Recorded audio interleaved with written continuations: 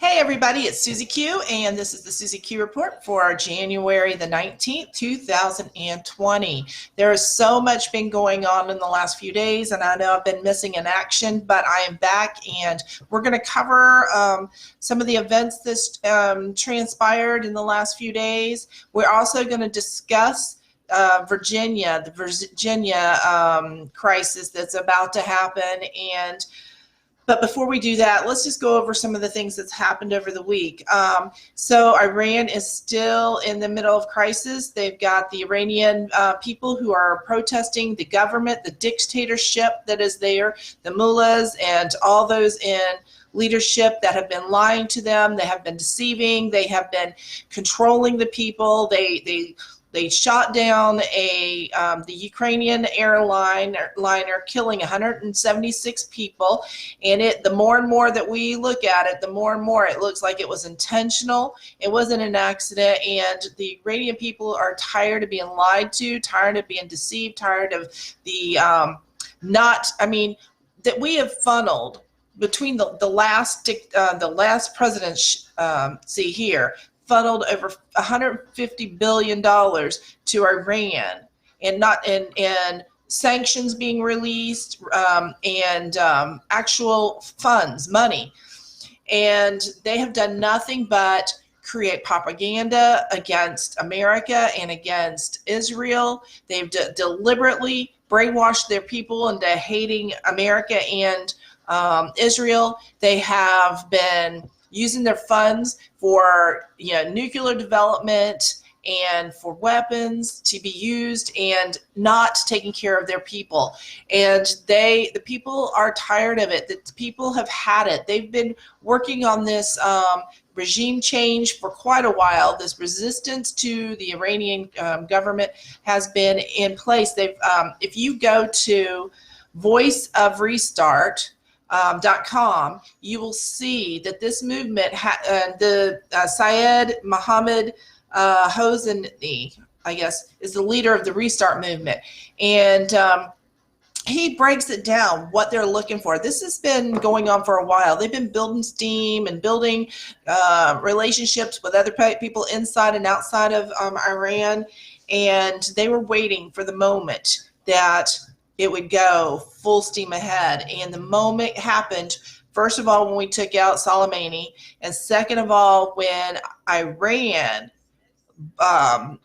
shot down that Ukrainian airline with 176 people in it, and then they lied to the people. They tried to convince them on their media, on their TV, that America did it, or whatever. The propaganda was crazy. And then they find out that it was the Iran shot it down, and now they're learning that it was intentional. So the Iranian people have had it. That was the straw that ignited this movement.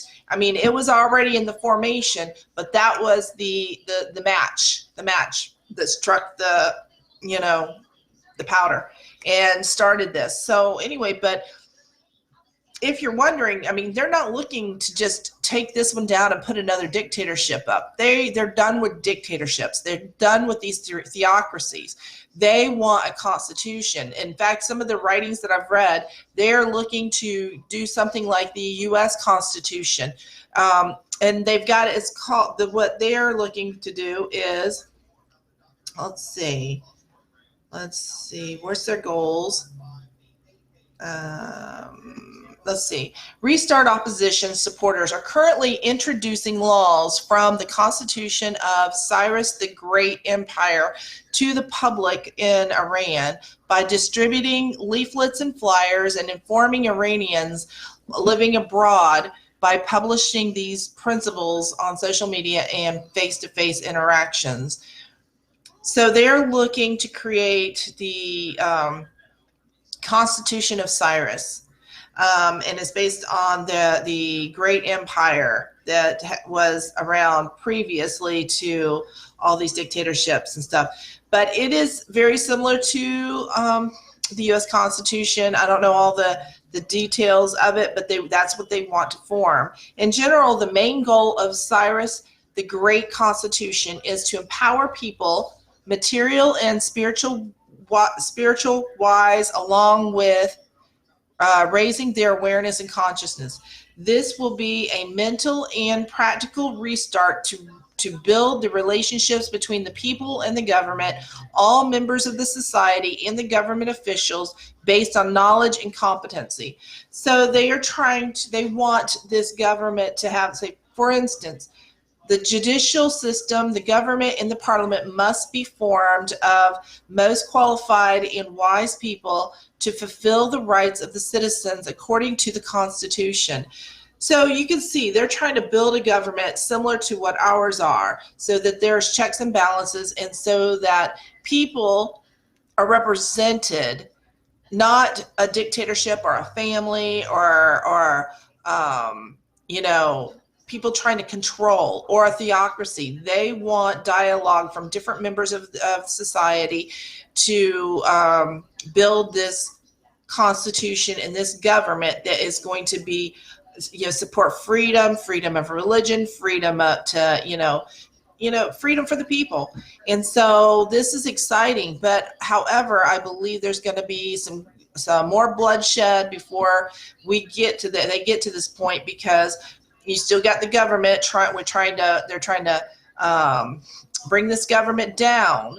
And if the Iranian dictators and stuff are not ready, then it's going to get ugly. So we will see what happens. But I know that they are phasing into the next phase, which will require bloodshed if these mullahs and these leaders do not voluntarily step down. And we know they probably won't, because that's the way it is. So we need to pray for the Iranian people. We need to pray. I do know that the president has got his finger on the pulse of this. If you read any of his tweets in the last few days, they were very cat and mouse with the leadership of Iran. He told him, don't be hurting the people. And he said they better watch their words. So he is ready. He's sitting back watching this very closely. And I wouldn't be surprised if there's some things going on behind the scenes that we are unaware of. But I do know that he does support this movement. He has, mentioned several in his Q drops about Cyrus rising. And that is related to Iran. So anyway, I'm excited for the Iranian people. I'm excited that they are going to finally, it might be rough going, but I believe eventually, sooner than later, they will start to see freedom in their nation, and we're going to see the people of Iran finally free. That will be such an amazing day. So we need to keep our prayers and thoughts with the people, and that the least amount of people will be harmed or killed or maimed, because that's what I want to see, So anyway, let's see what else is going on. So, it's not just in Iran. If you look in France, there's uprisings, and Sweden, there's uprisings there. And of course, we had the Hong Kong. So this is global. This is a global movement. This is not just, an isolated incident in Iran. This is a global movement of peoples who are tired of this overreaching, controlling, deep state governments. They're with their hands and their fingers in every area of the globe, controlling people, controlling governments. It's like a chess game for them. They're playing this game with people's lives. They're pitting one country against the other to create wars, which are wars. First of all, they create fear. Second of all, there's money to be made in wars. Believe me.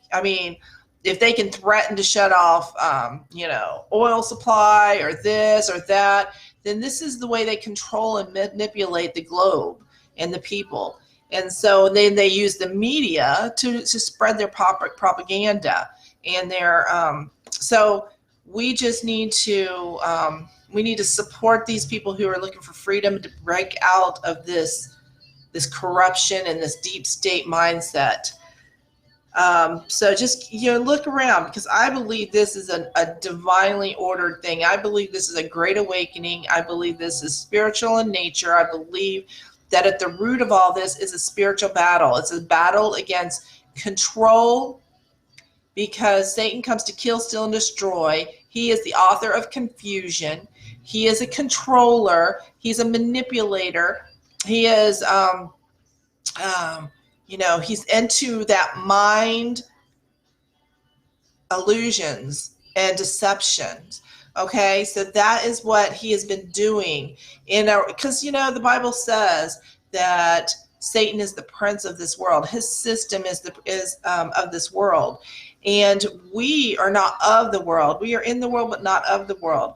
We need to be on the side of freedom and peace and joy and clarity and order. There's supposed to be an order, and the way the enemy uses chaos to get his way, chaos.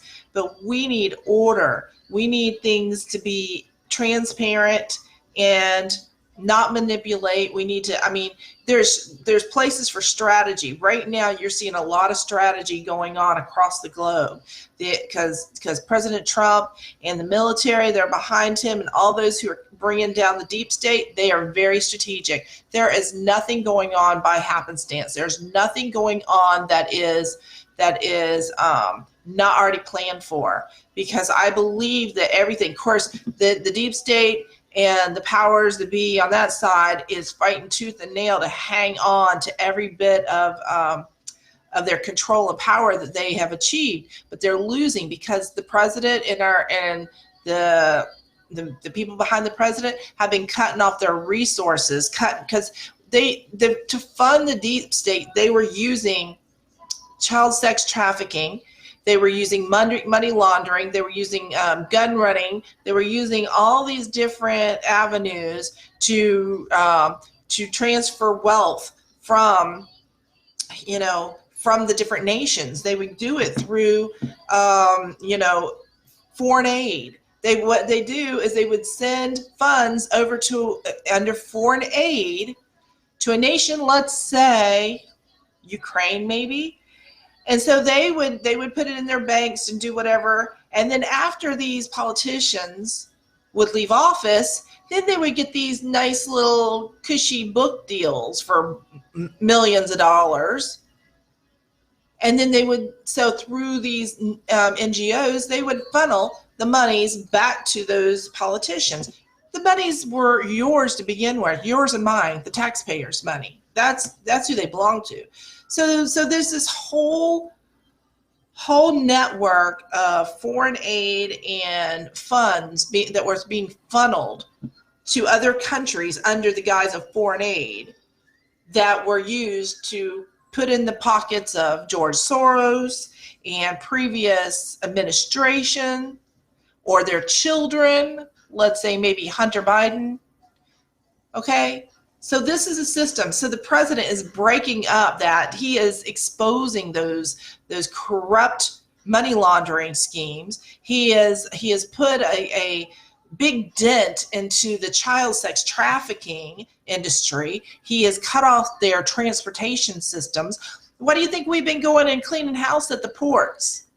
Because they were shipping children in to these ports and in these containers that were going, being funneled down to Haiti, being funneled into the United States, so he has been doing that. He's been cutting. That's why the border wall, he wants the wall up, because he's trying to prevent drugs from coming in. He's trying to prevent the gangs and the cartels from using that entrance to bring in children for the sex trades.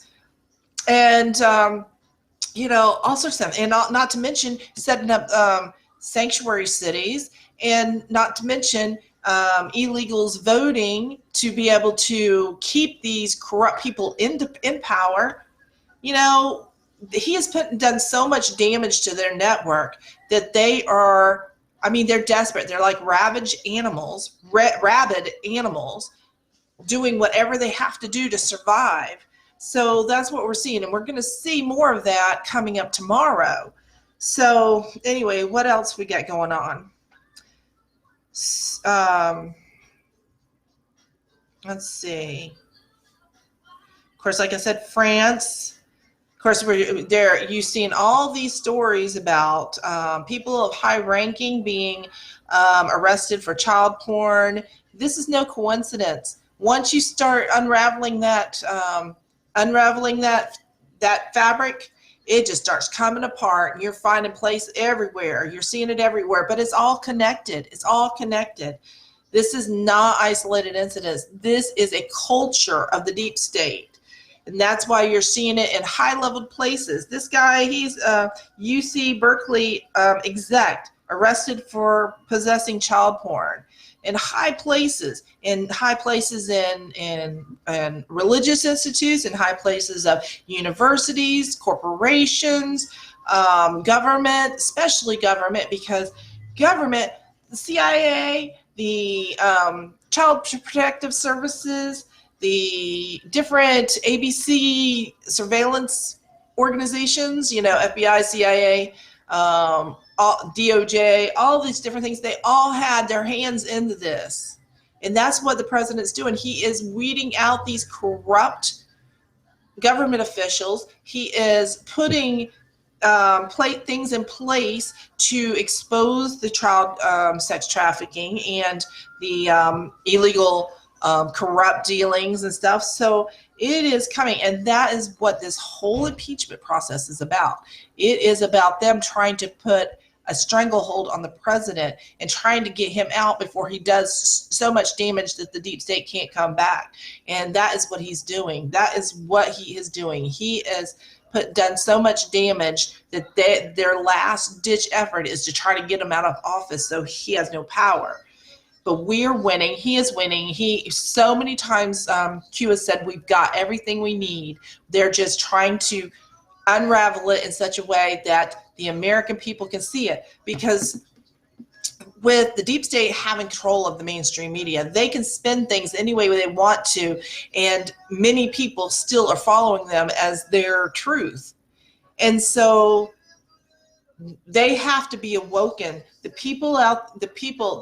300 million people that we have here or is it 300 million? Yeah, 300, 400 million, or is it million? No, in the United States have to be awake. So there is not a huge civil war. Q has been telling us he doesn't want civil war. He doesn't want arrest in the streets. And in order to do that, we have to awaken the Americans so that they see what's going on. So it doesn't look like the president's all of a sudden just, arresting people for no reason. This is the President Trump taking over the United States as a dictator. They're already trying to, paint that picture of him, when in fact, the very people that are running for on the Democratic side is more communist, socialist than President Trump will ever be. But if he starts arresting people out of, raiding and arresting people, the news is going to make it look like he's become some dictator or something, like Iran or something. But so that's why he has to open their eyes. He has to bring down the mainstream media, has to expose their lies and their corruption and their bias, so that we educate the people that the reason why your favorite star just got arrested is because they were participating in child slavery. And why your favorite political person just got hauled in is because they have been supporting this industry. So we have to educate the people so that they're not shocked. I mean, it's going to be shocking anyway, but we need to expose the lies of the mainstream media so that when it all unfolds, it won't be so shocking that people start, going in the streets and, civil wars don't start in the United States. So anyway, that being said, we do have to be concerned about tomorrow, because tomorrow there is supposed to be a protest, because the governor of Virginia is threatening to take the guns of the Virginians And some different, communities have already have support for confiscating firearms.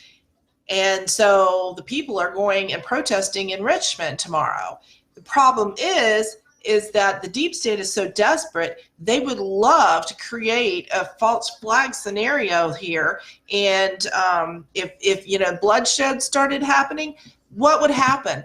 All the news, of course, all the fake news too, they would all focus on Virginia and what's going on in Virginia. And if that turns bloody and violent, they will amplify that. So if they amplify that, then what gets cut? The impeachment, the Senate trial of the impeachment, which is what's going to lay out all the dirty deeds of the Democrats and Hunter Biden and the Ukraine stuff. It'll also take eyes off of Iran. And of course, the mainstream media and the Democrat have been supporting the dictatorship over there against the freedom-loving people. So it'll take their eyes off of that situation. It'll take their eyes off of a lot of stuff and focus it on Virginia, so that what we're trying to expose doesn't get exposed. All our attention will be over there. And that is exactly what they've done over the years. When things start coming up to the surface and it starts getting exposed, then all of a sudden some event will happen, a shooting, a mass shooting, or a school shooting, or whatever will happen. And then the eyes of the public is turned onto that event, away from whatever was just about to be released into the public arena for consumption. So we have to be very careful. Also, I saw that the FAA is declaring airspace over Richmond. So we have, let's see, let me read that. The Federal Aviation Administration has not only issued temporary flight restriction for Richmond, Virginia for Monday, but has designated the spaces as National Defense Airspace until after Lobby Day, where tens of thousands of people who support the Second Amendment will gather on the Capitol grounds. So any person who knowingly or willfully violates the rules concerning operations in this airspace will be subject to certain criminal penalties under the 49 U.S.C. 46307 penalty, says the FAA notice. So see, they're taking this really serious, but what I am very concerned about is because, let me see if I can, nope, that's the Iranian thing. We've got a representative. Let me find the article. Okay. Virginia State Senator goes public 72 hours before rally. We are being set up. Okay. A Virginia state senator has sounded a warning bell 3 days before a massive rally is set to coalesce in the Commonwealth's capital. Conservative Senator Amanda Chase of District 11 took to Facebook on Friday with a warning for every patriot who plans to attend the pro-Second Amendment rally Monday in Richmond. Her warning came the same week that Democratic Virginia Governor Ralph Northam issued an executive order temporarily banning firearms in the Capitol Square. Sadly, I am posting this knowing that the governor of Virginia has declared a state of emergency in our state, Chase wrote. I want you to be aware of how we are being set up. Does the Patriot Act ring a bell? Does the National Defense Authorization Act ring a bell? Chase argues that these laws could be used to label pro-Second Amendment activists as domestic terrorists. Specifically, she warned those who are planning to attend wearing military fatigues or rocking militia insignia. The governor, using the media, has already set the stage for this to happen, Chase wrote. He has already laid the groundwork to make the entire movement look like an insurrection. It's not just militia members and those wearing camouflage who have reason to worry. According to Chase, even some military veterans have been flagged as potential threats. They are kicking things into high gear, Chase wrote. Military veterans are even listed as potential domestic terrorists. We were told not once, but several times by the current president, it's not me they are after. It is you, the American people. Northam indeed claims to have intelligence that some of the groups attending the Monday rally will be intent on insurrection. However, this is the first time we have seen such a dire warning from a state official like Chase. Although Chase's post could be hyperbole, there's no doubt that the stakes are high for the Monday event. Despite Northam's emergency gun ban, it's unclear how many of these tens of thousands of expected rally attendees will obey his decree. So anyway, so we need to be concerned. We need to pray and we need to use wisdom, because all it takes is one episode. All it takes is one hothead out there, or someone planted out there who is wearing camouflage or dressed the part of a pro Second Amendment, who does something, creates a crisis that all of the mainstream media will take and run with it as those evil domestic Second Amendment terrorists. That's all it takes. That's all it takes, is for them to have some kind of video and then be able to morph it into something it's not. So I would suggest everyone who is going to be anywhere near there, and I've got family there. I've got family in that area. Half of my family is from that area or is around that area. I would recommend you to keep calm, keep a cool head. Don't bring your weapons. If you're not supposed to bring your weapons because of the state of emergency, don't bring them. Don't do anything to walk into their trap. Don't do anything to create a situation that will be turned against us. So I just pray that everybody will use common sense, think strategically, and don't think emotionally or charged. I know this is an emotional situation for many people. We love our freedom. We love our constitutional rights. We defend them. But at the same time, don't let your passion for that be used against you. Don't let it be turned against you and turned against our country. So anyway, I would just please be reasonable. Please be smart and think about everything you're doing, that it cannot be used against us and that they won't use it to further their cause.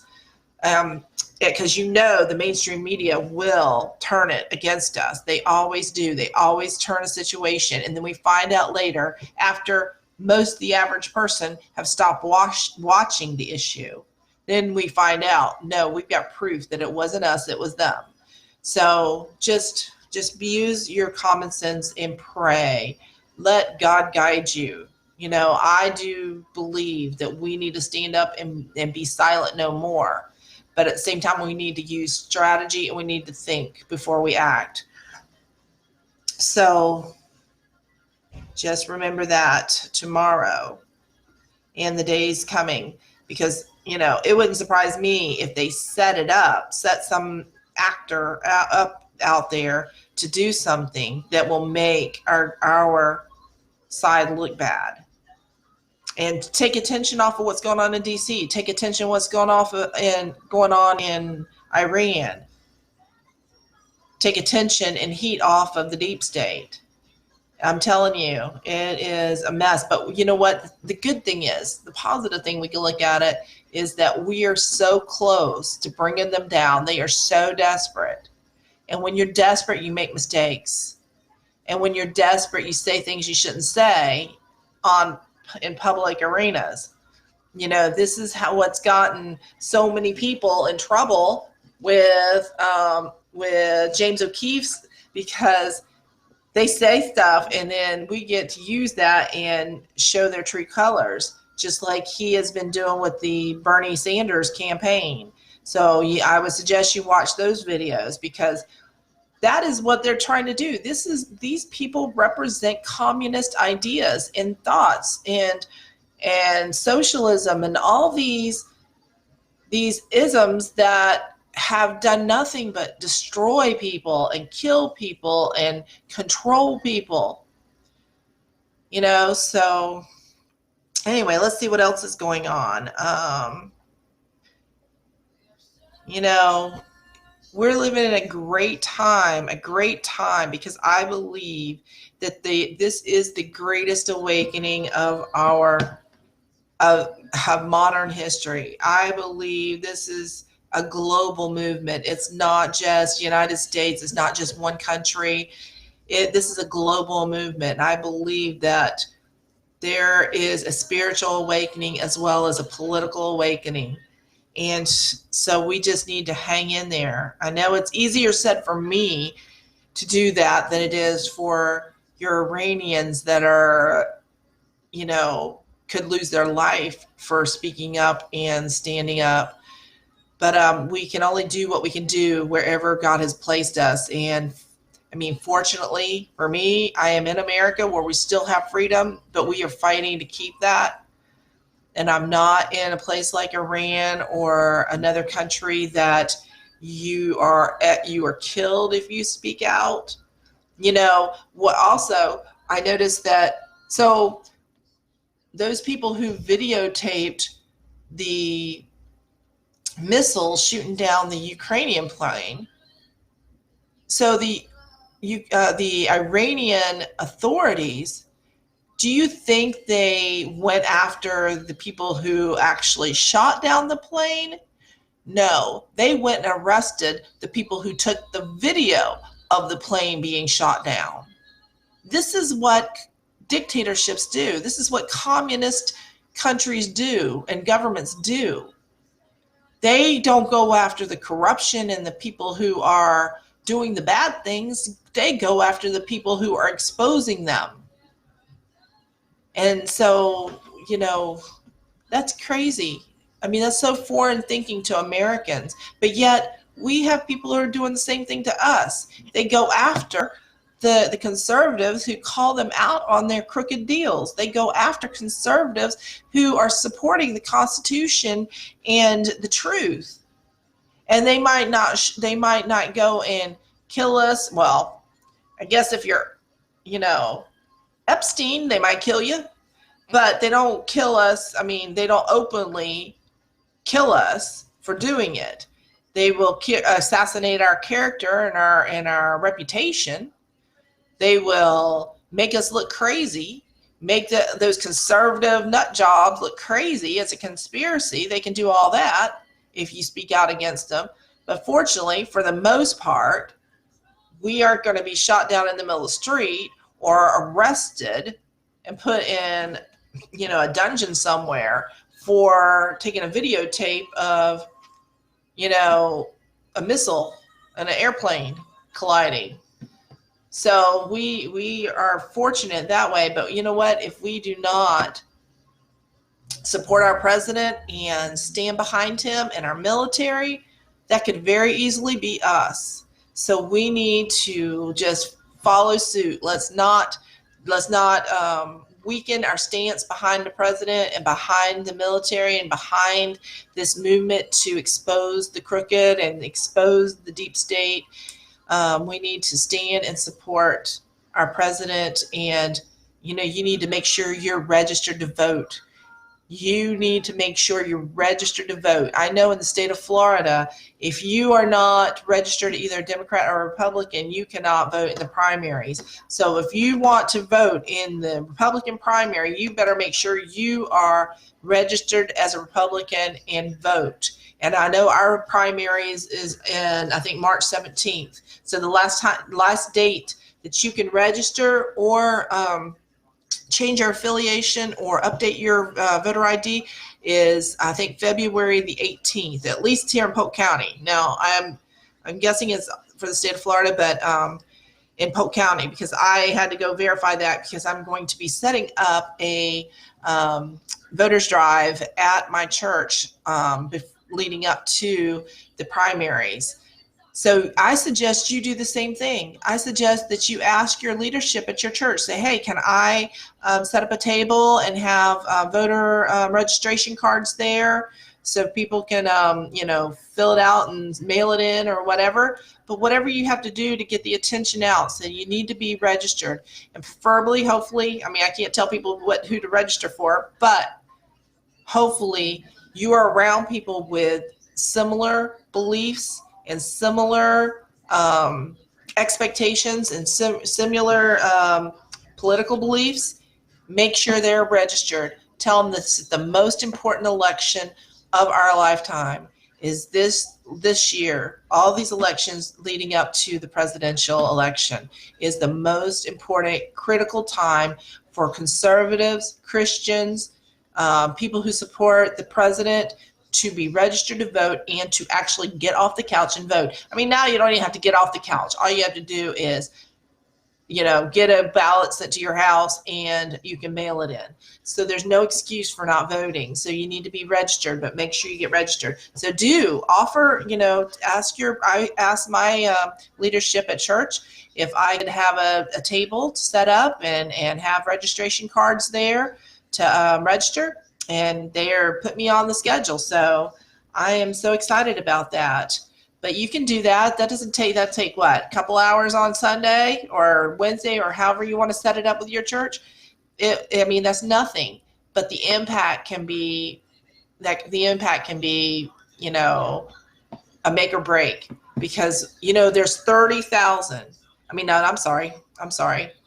There is 25 to 30 million Christians, professing Christians, who are not registered to vote. That is crazy, because God gave us authority. He gave the body of Christ, the people of God. He gave us stewardship of our nation, of our world. As Americans, you need to take that seriously. You need to participate in voting in godly principles, voting in principles of life and liberty and the pursuit of happiness. We need to be voting in things that support our biblical views, our biblical beliefs, life. There shouldn't be a question about the life. Jesus came to give us life and life more abundant. The devil comes to steal, kill, or destroy. Abortion is killing. Life, pro-life, that is life. Okay, that's easy. That's an easy one. To me, that I don't see that's not difficult. So if we have people that are registered to vote and they're voting their Christian values, then we should be winning this election. There should be no contest. So anyway, all right, let's see if there's anything else we need to go over before I leave today. Let's see. I got all sorts of different sources. So we've got Alan Dershowitz, who is on the presidential legal team for the impeachment, which that is very significant because, Alan Dershowitz, he is a liberal. He is a constitutional expert, and he supports the president. I mean, he didn't vote for him, and he is definitely liberal, but you know what? He's honest, and he supports the Constitution. And that is why he is on the team of the president, because he does not, what's going on with this impeachment is unconstitutional, and he sees that. And so I admire him. I admire Alan Dershowitz because he is putting his personal feelings about what he believes aside for the best interest of our Constitution and our government. And so I really, that's an awesome thing right there. And so the president has asked him to come on board as part of his legal team, as well as Ken Starr, and I forget who else. So that's awesome. Anyway, let's see. Of course, all the stuff with Virginia, we've already talked about that. All right. All right, and there was also an article about GPS jamming expected in Southeast during military exercise. So it's just conveniently, I think it's supposed to be happen about the same time as the protest. Let's see. Oh, between January the 16th through the 24th, which pretty much covers the whole time before and after the January 20th protest tomorrow. So GPS might be spotty at that time. I don't know what purpose. If it's the government doing it, if it's the military doing it, I'm sure, I have a feeling there's something going on under the radar that we're not privy to. So it could be the silent war that the president always, or the Q mentions in his post, the silent war. So there's stuff going on, military maneuvers and things like that are going on under the radar that the public is probably not aware of. But anyway, yes, y'all stay safe out there. Don't do anything that's going to get you hurt. Don't do anything that's going to hurt our cause either. So trust the president, trust the plan, trust that everything is going to work itself out, because there is a bigger plan at play. So we don't need to do anything that's going to jeopardize the big plan that is already, unfolding before our eyes. So, all right, well, I've got to run because I've got to get prepared for church this evening. But I hope y'all have a great day. Enjoy your day off. If you've got Martin Luther King Day off, I hope you enjoy it. I'm going to enjoy it because I have two grandsons that turn 7. One of them turned 7 yesterday. The other one's going to turn 7 on the 22nd. And so I'm going to take them, and we're going to have a good day tomorrow celebrating their birthdays. But I hope that you have a great day. I hope I will see you soon. Maybe tomorrow, maybe Tuesday. And until then, y'all have a great day. See you later. Bye-bye.